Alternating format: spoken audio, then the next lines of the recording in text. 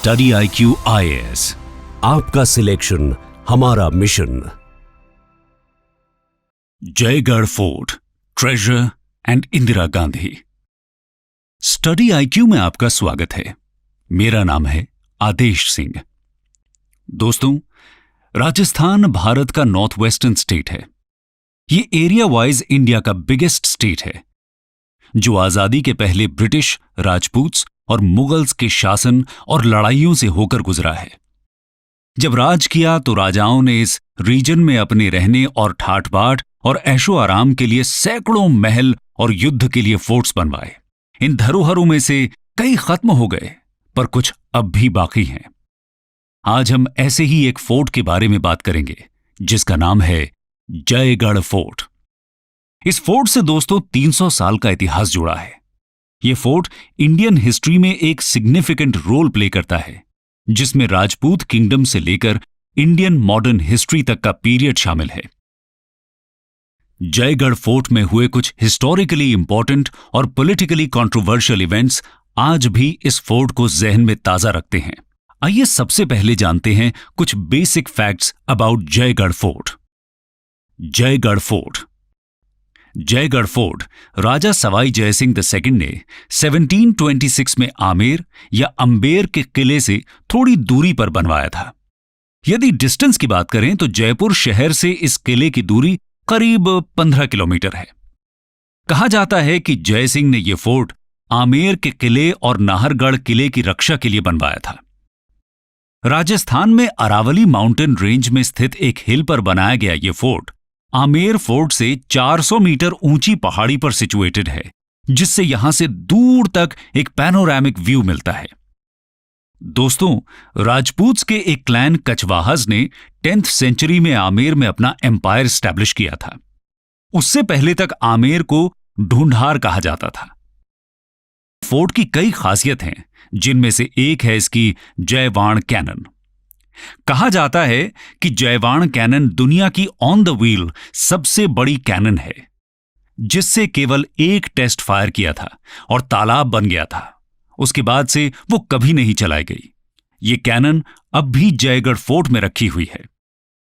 Sawai Jai Singh II ने इस fort के अलावा जयपुर को भी इस्टेब्लिश किया था।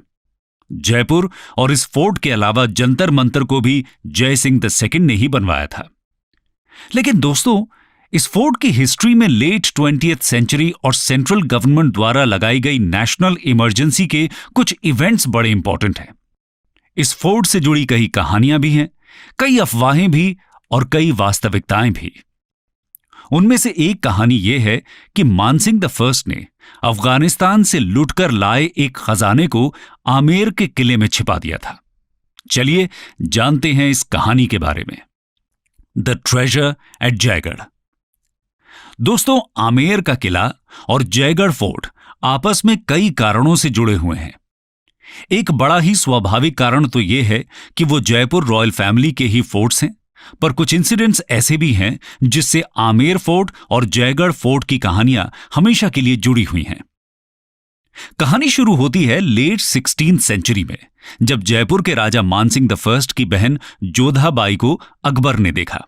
अकबर और जोधाबाई की शादी हुई और अकबर ने मानसिंह I की बहादुरी देख उन्हें अपना एक भरोसेमंद जनरल नियुक्त किया। अकबर ने उन्हें अपने नवरत्नों में से एक बनाया। अकबर मानसिंह I से जहां लड़ने को कहते थे, वहां मुगल सल्तनत का परचम लहराने लगता था। कहा जाता है कि अकबर ने मानसिंह I से अफगानिस्तान में कुछ कबीलों से लड़ने को कहा, क्योंकि मुगल सल्तनत वहां भी अपना झंडा फहराना चाहती थी। मानसिंह I 1581 में काबुल जाते हैं और वहां अलग अलग कबीलों के सरदारों के साथ जंग करते हैं। एक एक कर वो सभी कबीलों से जंग जीतते जाते हैं। कहा जाता है कि कबीलों से जीतने के बाद tons of gold and treasure Mansingh I और उनके सैनिकों ने लूटा और भारत लेकर आए। पर भारत लाने पर इस खजाने के बारे में अकबर को नहीं बताया और आमेर के किले में दफना दिया। ये सोना आमेर के किले में था, अकबर को नहीं पता था और बात खत्म हो गई। उस वक्त इस घटना में शामिल लोगों के अलावा किसी को इस खजाने के बारे में नहीं पता था। लेकिन कुछ सालों बाद एक किताब सामने आई इसका नाम था हफ्त तिलिस्मत-ए अंबेरी और इसने कुछ सीरियस इश्यूज सामने रखे। हफ्त तिलिस्मत-ए अंबेरी का मतलब है अंबेर के 7 खजाने। इस बुक में मानसिंह द फर्स्ट के खजाने का जिक्र था, जिसके बाद जयपुर और उसके आसपास छिपे हुए खजाने की बात शुरू हो गई। मुगलों के बाद अंग्रेजों के वक्त भी कई दफा तलाशी हुई पर कुछ नहीं मिला। आमेर के अलावा जयगढ़ फोर्ट में भी देखा पर कुछ नहीं मिला। बुक के मुताबिक यह कहा गया था कि 7 पानी के टैंक्स में खजाने को छुपाया गया है। क्या यह सच था या केवल बातें, कोई नहीं जानता। धीरे धीरे अंग्रेजों का शासन भी खत्म हुआ और भारत स्वतंत्र हो गया। इंडिपेंडेंस के दौरान जयपुर के राजा थे मानसिंह द सेकंड और उनकी पत्नी थी गायत्री देवी। इंडिपेंडेंस के करीब 28 सालों बाद देश में नेशनल इमरजेंसी लगाई गई। इसके दौरान जयगढ़ फोर्ट में जो हुआ उसके लिए हमें मानसिंह द सेकंड की पत्नी गायत्री देवी और इंदिरा गांधी के रिश्तों को समझना बहुत जरूरी है। गायत्री देवी एंड इंदिरा गांधी। दोस्तों, गायत्री देवी आज के पश्चिम बंगाल में लोकेटेड कूच बिहार किंगडम के रूलर्स महाराजा जितेंद्र नारायण और इंदिरा देवी की बेटी थी, जिनकी शादी जयपुर के राजा मानसिंह द सेकंड से हुई थी। गायत्री देवी और इंदिरा गांधी एक दूसरे को पहले से जानती थीं। एज यंग वुमेन दोनों ने शांति निकेतन वेस्ट बंगाल में रविंद्रनाथ टैगोर द्वारा एस्टैब्लिश्ड पाथा भवन में पढ़ाई की थी। लेकिन इंदिरा गांधी और गायत्री देवी के बीच रिश्ते कभी बेहतर नहीं रहे। 1962 में गायत्री देवी ने जयपुर से लोकसभा इलेक्शन लड़ा और उस वक्त की रिपोर्ट्स के मुताबिक वर्ल्ड रिकॉर्ड मार्जिन से जीत हासिल की। आपको बता दें कि उन्होंने सी राजगोपालाचारी की स्वतंत्र पार्टी की टिकट से चुनाव लड़ा था और कांग्रेस की शारदा देवी को हराया था। गायत्री देवी एक स्ट्रांग पॉलिटिकल कंटेंडर के तौर पर सामने आ रही थी और पॉलिटिकल लीडरशिप के अलावा वो एक राजघराने की महारानी भी थी। दूसरी तरफ इंदिरा गांधी के भी कुछ कंसर्न्स थे, जैसे कि वो प्रिंसली प्रिविलेजेस को लेकर नाराज रहती थी। 1971 में 26th अमेंडमेंट के साथ इंदिरा गांधी ने प्रिवी पर्स को हटाया। इस अमेंडमेंट के पहले तक राजघरानों को कई प्रिविलेजेस और प्रिंसली स्टेट्स को कॉम्पेंसेशंस दिए जाते थे। 26th अमेंडमेंट से इन प्रिविलेजेस को खत्म किया गया और एक डेमोक्रेटिक और इगैलिटेरियन सोसाइटी की तरफ रास्ता बनाने पर फोकस बढ़ाया गया। इसके अलावा कई अमेंडमेंट्स भी किए गए। केशवानंद भारती केस, जो एक लैंडमार्क जजमेंट का बेस बना, 1973 में इंदिरा गांधी रेजिम में ही हुआ था। सुप्रीम कोर्ट को इस केस के मीडियम से बताना पड़ा कि पार्लियामेंट के पास भले ही कॉन्स्टिट्यूशनल अमेंडमेंट्स करने की पूरी शक्ति है, पर वो संविधान के बेसिक स्ट्रक्चर से किसी भी रूप में उलटफेर नहीं कर सकती। इसके कुछ सालों बाद इंदिरा गांधी के खिलाफ इलाहाबाद हाईकोर्ट में इलेक्शन मैल प्रैक्टिस का मुकदमा चला। उन्हें कोर्ट ने गिल्टी पाया और उनके इलेक्शन को नल एंड वॉइड घोषित कर दिया गया। कोर्ट ने इंदिरा गांधी को 6 साल तक किसी भी सीट से चुनाव लड़ सकने से भी वंचित कर दिया और उनका चुनाव रद्द कर दिया। साइमल्टेनियसली गुजरात में नवनिर्माण आंदोलन शुरू हुआ। उधर 1974 में जेपी मूवमेंट शुरू हुआ against governments misrule and corruption. George Fernandes ने 1974 में रेलवेज की प्रोटेस्ट लीड की, जिसके कारण करीब 3 हफ्तों तक रेलवेज बंद थी। इस तरह इस पॉलिटिकली वॉलेटाइल सिचुएशन के चलते 25 जून 1975 को नेशनल इमरजेंसी इंपोज की गई। हम इमरजेंसी में चल रही हमारी जयगढ़ फोर्ट की हिस्ट्री पर वापस आते हैं। दोस्तों, प्रिवी पर्स अमेंडमेंट का जयगढ़ फोर्ट ट्रेजर हंट से सीधा संबंध है और इमरजेंसी इंपोज करने के बाद ट्रेजर हंट आसान हो गया था, क्योंकि इस दौरान इंदिरा गांधी ने अथॉरिटेरियन रेजीम चलाई और कई लीडर्स, जर्नलिस्ट्स, क्रिटिक्स और अपोज करने वालों को जेल में डाल दिया। इसी दौरान उन्होंने गायत्री देवी को भी तिहाड़ जेल में 6 महीने कैद करके रखा था। इंदिरा गांधी उस वक्त पूरे भारत में कई कठोर स्टेप्स ले रही थी, रजवाड़ों से लेकर नेताओं तक सभी पर। इंदिरा गांधी के बेटे संजय गांधी भी इमरजेंसी के दौरान पॉलिटिकली एक्टिव थे, वो पॉलिटिकल डिसीजन मेकिंग में इतने एक्टिव थे कि कहा जाने लगा था कि गवर्नमेंट संजय गांधी ही चलाते हैं। यहां एक बात पर गौर किया जाना चाहिए दोस्तों कि जो हफ्त तिलिस्मत अंबेरी किताब में बातें पब्लिश थी वो लीडर्स के कानों तक भी पहुंची। इमरजेंसी चल रही थी, गायत्री देवी जेल में थी और इंदिरा गांधी के पास अच्छा मौका था कि वो जयपुर के किलों में खजाना ढूंढ सकें।